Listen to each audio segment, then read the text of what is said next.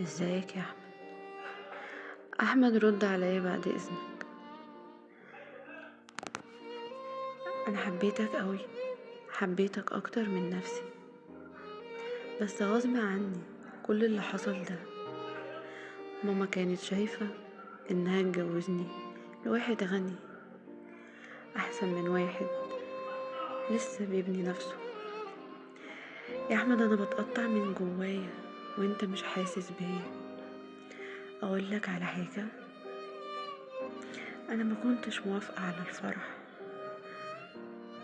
بس اعمل ايه؟ حكم القوي يا احمد. بالله عليك رد عليا، ما تخلينيش اعاتب نفسي اكتر من كده.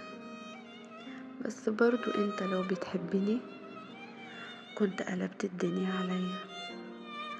احمد انت عارف ان انت احسن واحد عندي في الدنيا، بس النصيب قدر يفرقنا عن بعض.